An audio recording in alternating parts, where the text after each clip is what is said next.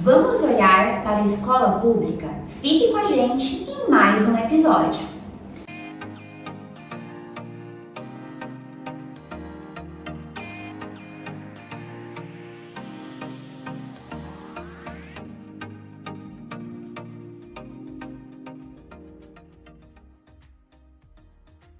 Se inscreva no canal, curta e compartilhe. Muito bem-vindos ao nosso canal aqui do Pode Educar, e você está aqui com a gente aproveitando mais um episódio. E hoje nós temos um convidado muito especial, professor Cauê. Muito bem-vindo, Cauê. Bem-vindo, Cauê. Que alegria conversar com você. Muito bom, né? O Cauê, né, a gente precisa falar, né? A Renata, a esposa, né, já esteve aqui com a gente, participou aqui do Pode Educar e foi assim uma conversa, um bate-papo muito incrível. E aí a Renata falou assim, não, vamos trazer o Cauê. Um casal de educadores, né? Inspiradores aí para nós, vai ser um prazer. Muito bom. Para a gente aquecer já o nosso bate-papo aqui, Cauê, já conta para nós, né? Qual que é a sua formação e hoje qual a sua área de atuação? Sim, boa noite, Poliana, boa noite, Lisa, muito obrigado pelo convite. Fico muito feliz de poder compartilhar com vocês. Falar de educação é sempre um prazer. Eu tenho uma formação, minha primeira formação é em Sociologia, sou bacharel e licenciado em Sociologia aqui na Unicamp. E depois, quando eu já estava trabalhando na educação, foi que eu fui fazer a graduação em Pedagogia e depois fiz a pós-graduação em Sociologia da Infância. E hoje eu trabalho como professor, o famoso PL1, professor de Educação Básica 1, na Prefeitura de Paulínia. Certo, que bacana. Nossa. Cauê, nós vamos conversar hoje sobre a escola pública e seus desafios, né? Nós sabemos que são muitos. Como você enxerga a questão da qualidade social dentro da escola pública? Eu acho que primeiro tem que fazer uma certa regressão. Na minha relação com a escola pública, eu não estudei em escola pública, eu fui um estudante de cidade de periferia de São Paulo, mas aquelas escolas pequenas, privadas de bairro. Porém, minha mãe é professora de escola pública, aposentada já do Estado. Minha tia está na escola pública até hoje, é vice-diretora de uma escola de período integral do Estado de São Paulo. As duas trabalham no Estado de São Paulo, às vezes trabalharam na prefeitura, pela questão de professor. Então, eu não estudei na escola pública, mas eu vivenciava esse contexto através da minha mãe, ia muito nas escolas, ia em eventos, às vezes ia no momento que estava tendo aula mesmo, então participava assim. E aí, os desafios sempre apareciam. Na questão da minha mãe, a luta dos professores, salários, condições, escolas de periferia, a questão da criminalidade, isso tudo passava ali por perto. Então, a visão da escola pública tinha muito essa questão do desafio, como se a escola pública não tivesse qualidade. Porém, quando eu fui fazer cursinho e ir para a universidade, eu vi que os cursinhos falam, as melhores universidades são as públicas. Então, quando a gente pensa nisso, tem uma questão complexa que você fica do tipo, poxa, a educação básica não é a educação superior, mas também eu sou muito esperançoso, vocês vão ver. E a esperança era o quê? Bom, então a questão não é ser público ou não. Não mora aí o problema, porque se fosse uma questão de natureza mesmo, nada que é público é bom e tudo que é privado seria melhor. Então não está aí. Tudo bem. Depois eu fui fazer ciências sociais. Estudar nas ciências sociais, você pode escolher 3 áreas aqui, no geral também, mas aqui na Unicamp. Ou a sociologia, ou a ciência política, ou a antropologia. Fiz um tempo de pesquisa em antropologia, mas me formei na sociologia. Quando eu comecei a vir aqui em Barão Geraldo, a Campinas, né, Barão Geraldo, eu tive que, minha mãe é professora de escola pública, e aí vem os desafios, não era tão fácil me manter aqui, então eu comecei a fazer um monte de concurso. O primeiro concurso que eu fiz era de agente de educação infantil, na Prefeitura de Campinas. Então, o concurso é aquela coisa, você olha o edital, o que você vê? O tempo de trabalho e o salário. É isso. Educação, boa, educação legal, né? Aí minha experiência é 2 férias por ano, tem umas questões, mas é um ambiente ali que eu sei. Agente de educação infantil, tudo bem, e o salário legal e 6 horas. Eu falei, bom, eu consigo casar a universidade com o trabalho, que eu vou trabalhar meio período. Passei, fiz o concurso, entrei e fui trabalhar numa creche. CMEI Roberto Teles Sampaio, no Jardim São Marcos, em Campinas, numa região periférica de Campinas. Cheguei na escola, falou, você vai em tal escola, atribuí um supervisor, que hoje trabalha na Secretaria de Educação ainda, me falou, olha Cauê, você vem da onde? Eu venho de Barão Geraldo, tinha 2 escolas, uma no bairro de São Marcos e uma no bairro de Santa Mônica. Aí eu ainda falei pra ele, bom, então eu vou pegar desse lado da pista, que é o horário que eu tô chegando, né? Aí às vezes eu tô na correria, para ir embora eu vou mais tranquilo. Cheguei nessa escola. Quando eu chego lá, quem me recebeu, eu lembro até hoje, foi a administradora, que na época nem existia mais esse cargo, a Val. Ela chegou lá, ela começou a me mostrar as salas. E aí ela foi na sala, lembro até hoje também, professora Conceição, em Campinas Agrupamento, né? AG3, as crianças maiorzinhas, pouco antes de ir pro primeiro ano. Cheguei lá, mesinhas, as crianças falando comigo, conversando. É diferente homem na educação infantil, eles olhando, tio. E eu conversando, eu falei, se for aqui, beleza, né? Aí ela foi na G2, falou, as crianças menores um pouco. Ela chegou no berçário. Eu cheguei lá na sala, tinham uns 8 bebês. E era começo de ano. Então era bebê mesmo. 4 meses, 6 meses, deitado nos colchões. Aí eu olhei, ela falou, Cauê, é aqui que você vai trabalhar. Eu falei, nossa, aqui? Que desafio! Aí eu olhei assim e falei, não, tudo bem, né? Educação, é isso aí, é o concurso, não tem muita escolha, ou aqui ou aqui. Cheguei, comecei a olhar, e aí eu pensei assim, falei, olha, eu tô junto com a Renata, namoro com a Renata há muitos anos já, mais de 20 anos. E aí durante, quando a gente namorava, ela teve um irmão. E a gente ficava com ele às vezes, eu sabia ali trocar fralda, brincar com o bebê, mas eu brinco com as colegas de trabalho, mas não em larga escala, né? No berçário nós fechamos o ano, desse ano que eu entrei, com 33 bebês mais ou menos lá. Sala superlotada, bastante adulto. Pois bem, quando eu cheguei, então aí eu comecei a entender o universo da educação pública, o universo da educação infantil, que era bem diferente. Minha mãe é professora de Fundamental 2, então não tinha esse contato. Então sabia que existia a creche, porque todo mundo sabe que existe, mas ali no cotidiano. E aí tem uma frase do Manuel de Barros que eu gosto muito, a frase dele é assim: passava os dias ali no meio das coisas miúdas e me encantei. Eu comecei a ver, trabalhar com as crianças, olhar, e aí eu me chamaram em outro concurso, eu falei, eu não quero. Aí eu comecei a ver que eu gostei dali, fui capturado pelas crianças. E aí foi quando eu fui fazer pedagogia. E fui entender um pouco mais dessa questão. E quando nós estamos na educação infantil, no fundamental também, esse conceito de qualidade é importante, por isso que eu trouxe o nome de qualidade social. E é um conceito muito amplo, que eu não vou tocar aqui exatamente, aprofundar, mas a ideia de colocar o nome social é porque qualidade é um conceito em disputa, porque o que é qualidade? Depende. Então a qualidade social é um termo que ela se contrapõe um pouco à qualidade total. E qual a ideia da qualidade total? É quando você traz uma visão empresarial muito forte para dentro da educação. E passa um pouco do ponto. Então a qualidade é índice, a qualidade é resultado, a qualidade é nota, essa qualidade total, tudo controlado. Então a gente está pensando em qualidade social. E a educação pública tem esse viés. Por quê? Porque ela é de garantia de direitos. Então, qual que a gente vai pegar? Garantia de direitos. E quais direitos que a gente pode pegar? Vamos olhar na educação infantil. A educação infantil é boa para pensar, porque a educação infantil está livre das amarras do ensino fundamental. Então, não tão mais hoje em dia, que eles já estão começando, né? Já pegaram um ano, porque antes era com 7, agora é 6.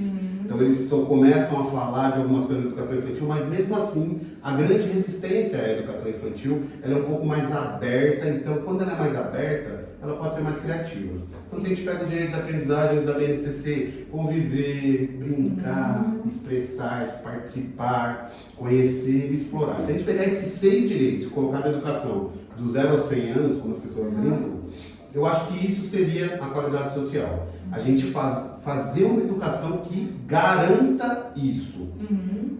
Aí a educação pública mais ainda teria. Eu acho que a educação como um todo, a própria lógica da educação é isso. Mas a educação pública é mais ainda. Porque a gente está falando do Estado, né? Sim, vai além, né? Vai além. E ele tem que oferecer isso. Sim. Por isso que eu gosto do termo qualidade social. E é o nosso grande desafio. É por isso que a gente está todos os dias, e não só aqui, né? No mundo inteiro. Com certeza.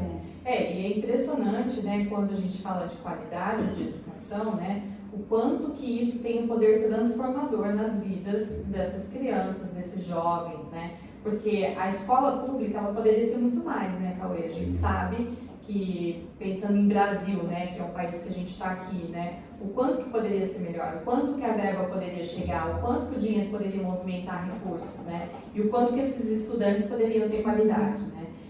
Mas mesmo assim, a escola pública, ela tem um viés transformador, né, Cauê? Você acredita nisso? que, mesmo a gente tendo falta de recursos, mesmo a gente tendo um país que não valoriza a educação, você acha que a educação pública, ela ainda é muito transformadora?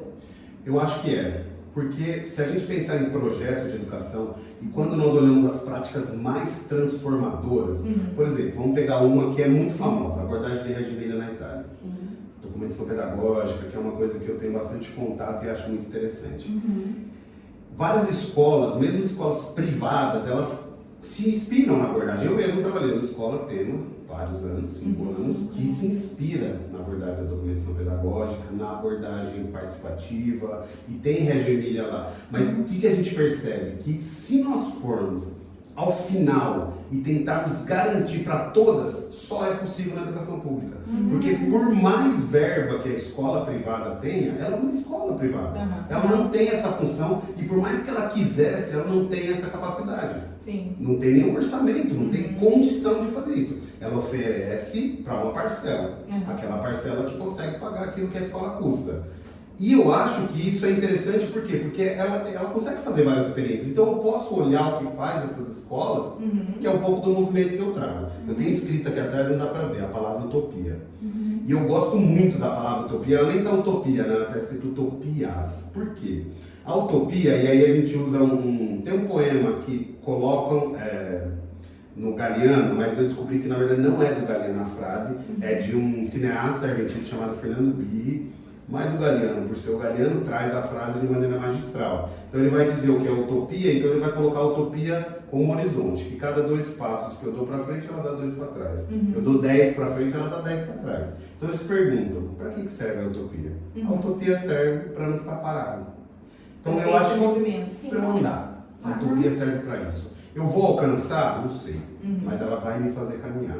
Quando eu olho a educação pública, eu penso nisso. E a origem, né? Vocês falaram da minha companheira Renata que esteve aqui, do Andanças Pedagógicas, e ele foi criado, a ideia nossa, nós tivemos numa viagem que nós fizemos ao Peru. Nessa viagem, nós vimos escolas, Colégio Aleph, um colégio gigante, assim, de filme, né? Mas muito difícil, muito inacessível para a maioria da população. Aí tinha umas escolas menores, chamadas La Casa Maridia, lindas também, os nidos, né, que eles chamam, mas também escolas privadas. Eles tinham um projeto, o projeto se chamava Projeto Transforma. E nós fomos numa creche lá, Cauíde chamava. Também privada. Aí era pública, numa zona bem periférica de Lima, no Peru. E o que era esse Projeto Transforma? Muito rápido também. Essas escolas, elas faziam como se fosse uma assessoria. Mas a assessoria não tinha desejo de adquirir, de gerenciar aquela outra escola. Essa assessoria, ela fazia uma formação de 7 anos, pelo que eles falaram lá, né? 7 anos acompanhando as escolas. E essas escolas, elas tinham um objetivo. Elas deviam se tornar escolas farol. E tudo que ela viu dessas 2 outras experiências, ela deveria espalhar para as outras escolas públicas. Eu achei genial. Por quê? Porque eu fui até a escola. Quando eu fui até a escola, eu vi eu vi que tinha um fio invisível que fazia essa escola da zona mais periférica de Lima, que nós fomos, ser igual a essa escola da zona mais rica da cidade. Em outro local. Tinha uma organização parecida. É lógico que não tinha aqueles móveis, né, que você eu brincava, parecia um apartamento decorado. Perfeito, tudo. Era filme, ateliês, atelieristas, maravilhosa a proposta da escola, as educadoras, muito legal, os professores, muito profundo que eles faziam lá, muito sério. Mas ela tinha lá na escola pública, não era daquele jeito, era aquele que quando vocês veem em creche, a creche que eu vi era parecida. Então tinha as cadeiras, às vezes não eram todas iguais, mas tinha um pequeno grupo, que é uma lógica. Tinham ambientes que às vezes não eram a pintura perfeita, o pé direito de 3 metros. Era um cantinho ali com a pintura meio comidinha das crianças mexerem, mas era um espaço. Tinha registro das crianças. Uma educadora, senhoras já, como na creche pública aqui tinha muitas, tinha uma agente que trabalhava comigo, a Gláucia, ela entrou na creche, aquela creche em 1986. Eu nasci em 1989. Uau, eu podia ter passado lá, Eu Eu podia ter passado lá. E ela estava lá. E lá no Peru tinha isso também. Elas falavam, o que mudou aqui? Ela falava, mudou porque a gente quer um lugar em que as crianças sejam felizes nessa escola. Então foi tudo muito impactante. Eu falei, aí tem uma questão. Voltei, aí surgiu o concurso de Paulínia. A escola Tema, eu gosto ainda muito, meu filho estuda lá, a Renata trabalha lá, os professores, assim, maravilhosa a escola. Sim. E veio o desafio da escola pública e eu falei, nossa, eu quero que a escola, não que eu vá fazer sozinho, porque é algo grande, chegue perto daquilo. Então ela seja a palavra que você usou, transformadora. É isso que a gente precisa. Esse extraordinário que a gente vê se tornar cotidiano. Essa é a questão da transformação. E a escola pública, ela é desafiadora, é muito desafiadora, né? Pelos recursos, eu acho, né, do nosso país, não ter tantos E vagas, né? e vagas, tanta disponibilidade. A gente sabe que muitos países, na Europa mesmo, né, tem a escola pública como referência. São as melhores, as famílias escolhem as escolas. E no nosso país a gente tem espaço para isso, nós temos muita criatividade.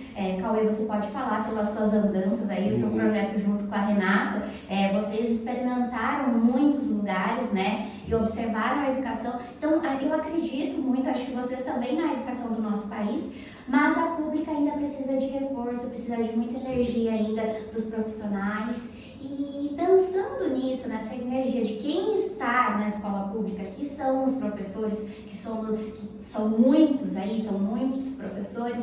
Cauê, traz um pouquinho do seu olhar, como que você enxerga a questão da formação dos professores junto da documentação pedagógica? Que experiência que você tem aí durante as suas andanças, suas experiências trabalhando na educação pública? Como que você enxerga essa formação? Eu acho, inclusive agora em Paulínia, eu sou professor, mas agora eu não estou em sala, eu estou trabalhando no Centro de Formação de Professores, como professor articulador de formação. Então eu tenho pensado e lido muito sobre isso. E essa viagem também teve a ver com isso, porque quando vocês tocam na questão da transformação, tem uma coisa que está ali, que é assim, eu vou contar uma história bem rápida para vocês, que eu ouvi da professora Regina Machado, contadora de história fenomenal, que eu não vou chegar nem perto de como ela contou e vou ter que ser rápido. A história é uma comunidade que não tinha água nenhuma. Como ela não tinha água, não nascia hortaliça, que precisa de muita água, né? Ficar regando todo dia. Então o que eles tinham que fazer? Juntar aquela comunidade que já tinha poucos recursos e comprar recurso numa comunidade mais perto que tinha água. Então sempre juntavam a mesma pessoa e ela ia. Anos e anos vindo essa pessoa, até que um dia essa pessoa teve que ir numa feira diferente e ela precisou entrar numa casa que ela precisava ir no banheiro. Quando ela chegou na casa, a primeira coisa que ela viu foi na cozinha, ela viu um negócio que ela não sabia o que era direito, um negócio que saía água, era uma torneira bonita na parede. Ela falou, mas o que é isso? Uma torneira. Nossa, mas torneira? Por que você não sabe o que é torneira? Não, onde eu vejo não tem água, não tem isso. Aí ele fala assim, o cara já pensando, ele fala pra ele assim, ele fala, quanto é essa torneira? E eu sempre brinco, né, pra história ficar boa, a torneira custava todo o dinheiro que ele tinha. Mas ele falou, bom, eu sou muito esperto, eu vou comprar essa torneira e ela vai resolver meus problemas. Comprou a torneira e chegou de longe e a pessoa vendo, você roubou nosso dinheiro, o que aconteceu? Ele, não, calma, eu sei como esse negócio funciona. Eu preciso pôr na parede e aí se envolveu, nem vou contar. Juntou à noite, aí veio o prefeito, colocou aquele negocinho pra cortar, né, pra fazer aquele evento, chamou todo mundo. Criança, idoso, foi lá, botou na parede, quando ele girou, o que aconteceu? Nada. Por quê? Porque não é a torneira que dá água. O que dá água é a fonte. Então não adianta eu chegar para você e vou falar, olha só, eu vou te contar o segredo de Regemini e vou te vender esse segredo. Não. E a gente vê que às vezes as abordagens que nascem participativas, elas viram, às vezes as pessoas vão atrás de como se fossem shopping centers de práticas pedagógicas. Que eu vou comprar a torneira, eu vou colocar, eu vou comprar um móvel, eu vou comprar a mesa de luz, eu vou comprar os melhores formadores e a gente vai conseguir. Não é isso, porque não é a torneira. A água vem da onde? A água vem da fonte. E a formação tem a ver com isso. E por isso que entra a documentação pedagógica. A documentação pedagógica nasce mesmo, né? em Reggio Emília. Eu uso um conceito de documentação pedagógica do Paulo Fock, que é um professor lá do Sul. E é interessante porque também tem uma relação, ele tem um centro, o OBSIS, um Observatório da Cultura Infantil, em que ele reúne experiências maravilhosas de escolas públicas também, muito, muito legal mesmo. E a documentação pedagógica é um conceito que vem de lá. No Brasil é meio ruim, porque quando a gente pensa em documentação, a gente pensa em documento. Parece papel, né? Parece Isso, papelado, vem a né? primeira coisa na cabeça, né? Secretaria. Muita coisa pra gente O Paulo ler. Fock brinca, né? Eu vi uma vez uma formação dele que ele falou que o primeiro curso que ele deu se inscreveram 6 secretários de escola. Elas acharam que era documentação. O nome é ruim pro Brasil, mas quando ele está falando de documentação, aí ele, de uma maneira muito boa, separa isso didaticamente. Então ele fala que a documentação é um verbo, um substantivo e um conceito. Enquanto o verbo, ele é o documentar, que é produzir registro. Escrita, foto, gravação. O que eu produzo? A produção das crianças. Esse é o documentar. Esse verbo se torna substantivo, que é a documentação. O que é a documentação dele? É tornar visível a aprendizagem das crianças. Então, quando eu pego aquele registro, eu tiro várias fotos, eu pego várias frases, eu tenho várias propostas. Mas eu vou transformar isso em um mural. Então, eu seleciono. Essa minha seleção, ela cria uma documentação. Eu posso fazer um portfólio, posso fazer um livro da vida, posso fazer um cartaz, um mural, o que seja. Eu recolhi aquele que eu documentei. Se eu não documentar, não tem o que eu tirar. E transformo na documentação. E isso só funciona nessa lógica a partir da documentação pedagógica enquanto conceito. A abordagem. Por quê? Porque ela não é um tipo de pedagogia qualquer, como diz o Paulo Fock. Ela se organiza de uma determinada maneira. E ela surgiu para mim justamente na escola em que eu trabalhava. Por quê? Quando eu estava lá, eu falei para vocês, eu cheguei lá, estudante de sociologia, 23 anos de idade, e eu brinco, sempre estive ontem com o meu barbeiro Matheus da Greenhouse e falei para ele, eu falo para as pessoas que eu não conhecia você. Então meu cabelinho não tava assim, a barbinha não, degradê não. Depois que eu conheci o Matheus, mudou tudo. E agora sim, então eu tava lá, naquela época de universidade, contra tudo e contra todos, então a roupa é importante, o cabelo, a barba, e eu tava no berçário. E as famílias chegavam e olhavam, nossa, já era um homem na educação infantil, eu brinco com o pai, chegou pra mim e falou, Cauê, eu achei que você era, na primeira reunião, pai de uma criança, mas daí eu vi que você não ia embora. Eu descobri que você ia ficar com a minha filha aqui. E aí o que eu comecei a fazer? Uma coisa básica, eu falei, eu preciso que as famílias confiem em mim. Então eu vou começar a tentar chamá-los pelo nome. Então eu coloquei na parede o nome de cada um e chamava eles pelo nome. Quando eu cheguei, e aí eu comecei a olhar um pouco mais para a educação, e lá no tema eles estavam vendo mini história. Que mini história é um tipo de documentação. Eu pego esse registro e conto uma narrativa das crianças. Então a documentação, eu falei, opa, tem uma coisa aí. Quando a gente foi para o Peru, todas as escolas se orientavam por essa coisa, que é a abordagem da documentação pedagógica.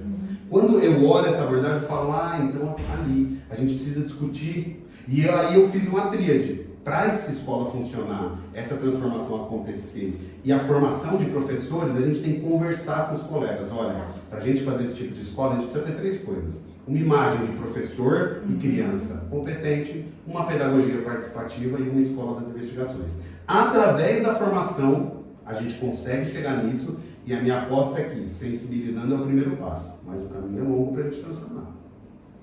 Porque na verdade, né, Cauê, quando a gente pensa em transformação, a primeira coisa que vem na nossa cabeça é algo que se deslocou de um ponto A e foi para um ponto B, né? Mas é muito mais que isso, é uma mudança de realidade, né? Então, quando você traz muito bem essa fala, né, da necessidade da gente olhar mais profundamente para a fonte e não só para um instrumento em si, é isso. O professor pode ter um giz, uma caneta, que é um instrumento dele, mas o que mais que ele pode fazer com esse instrumento? É aí que está o poder da mudança, né? O poder da mudança da realidade, o poder de enxergar o indivíduo numa formação humana, né? E mais profundamente para o ser, né? Então, assim, o professor ele vai além, né? Então, assim, sobre mudança de realidade, pensando nesse caminho que você fez agora para a gente tão bem, sobre essa transformação, que ponto que você deixaria aí, né? Agora costurando toda a sua fala, para educação pública, enquanto mudança de realidade? Eu acho que, assim, eu gosto muito de tocar nesse ponto da fonte, nesse ponto de umas questões além do material.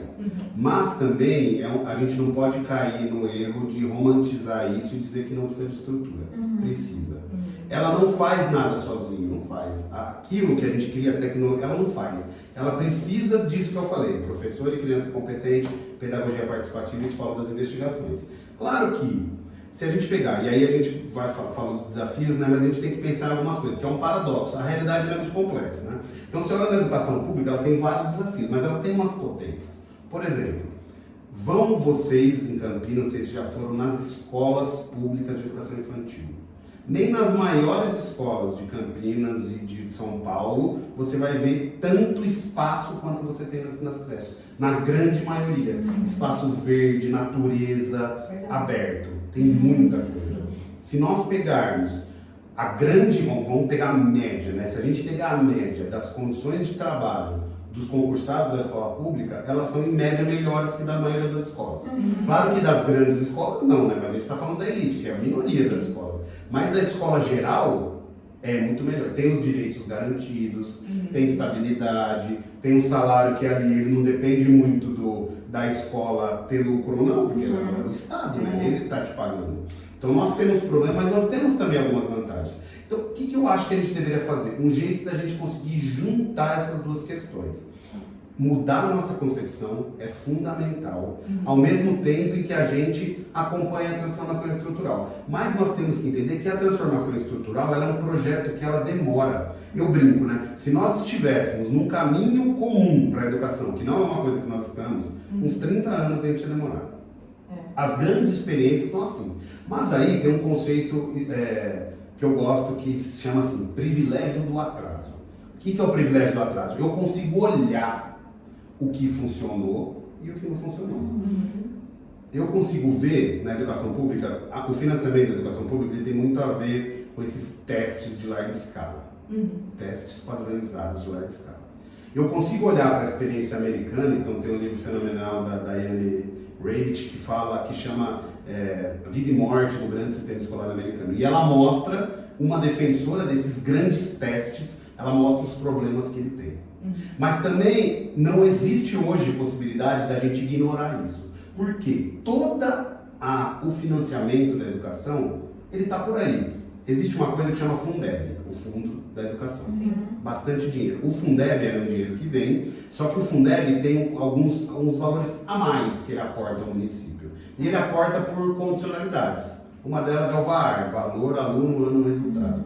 Essas condicionalidades, uma delas tem a ver com medida de teste.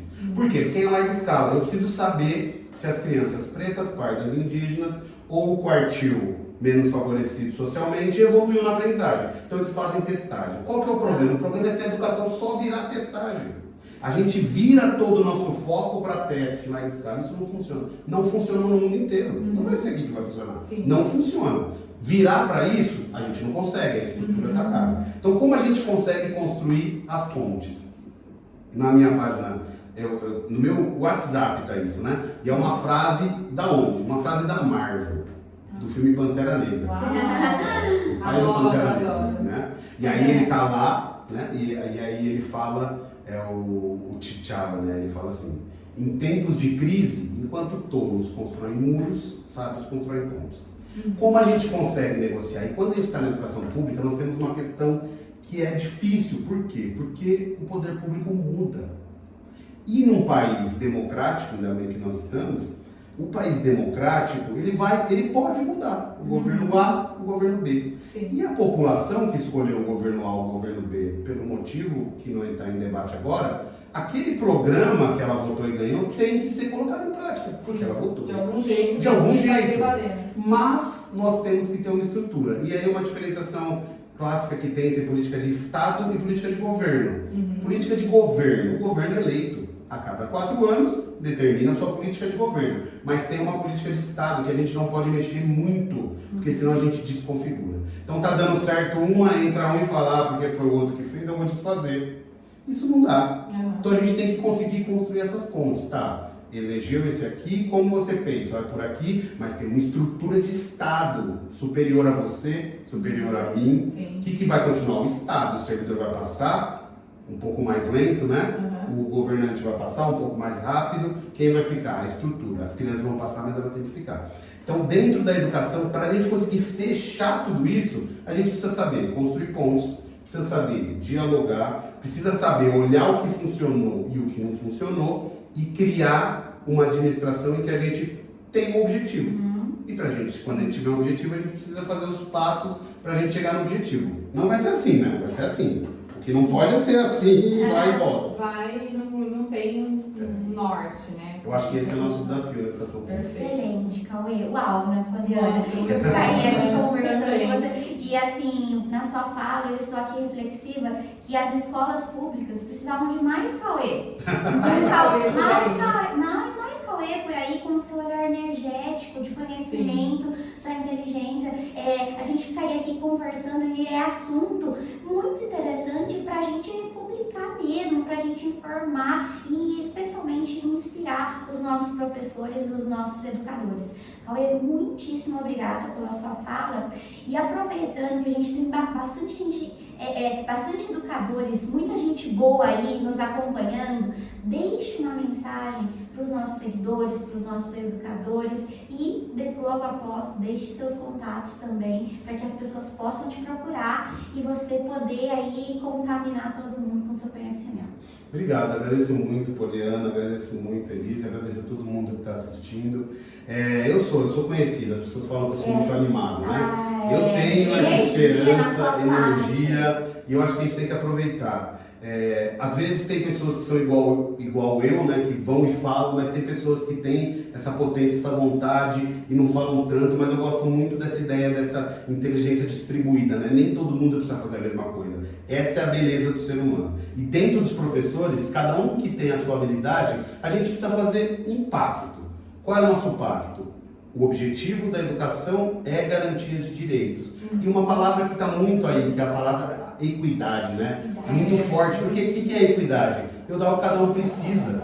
Não é igual para todo mundo. A padronização, ela não é bacana, porque nem todo mundo precisa da mesma coisa. A equidade é cada um aquilo que precisa. Então eu acho que os professores têm toda essa capacidade e a educação pública é além disso. Nós temos essa obrigação, a garantia de direitos de aprendizagem, de convivência para as crianças. Então eu queria agradecer muito vocês ouvirem. Tem a minha página, Professor Cauê, tem a página também do Andanças Pedagógicas. E eu acho que a gente tem que conversar, compartilhar. É muito importante a gente saber que tem outras pessoas pensando igual a gente. Então eu agradeço muito e agradeço muito o convite. Cauê, a gente quer entregar para você um legal. certificado de participação para você levar um pouco mais do nosso olhar aí para você também, né? A gente, assim como você pensa da mesma forma, a educação está aqui para transformar, né?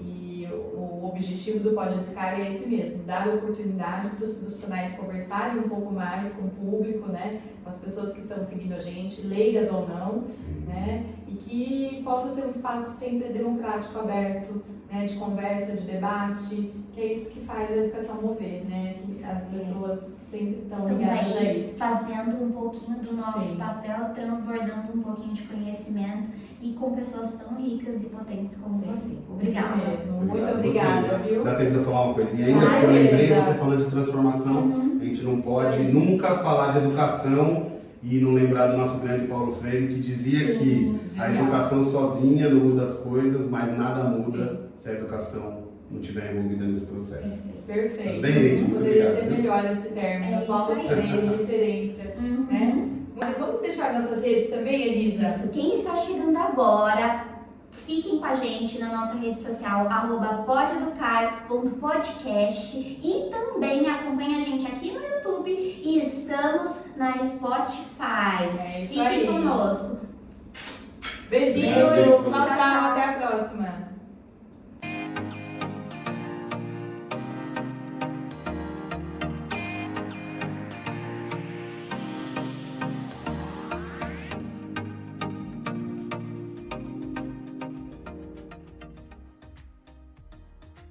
Se inscreva no canal, curta e compartilhe.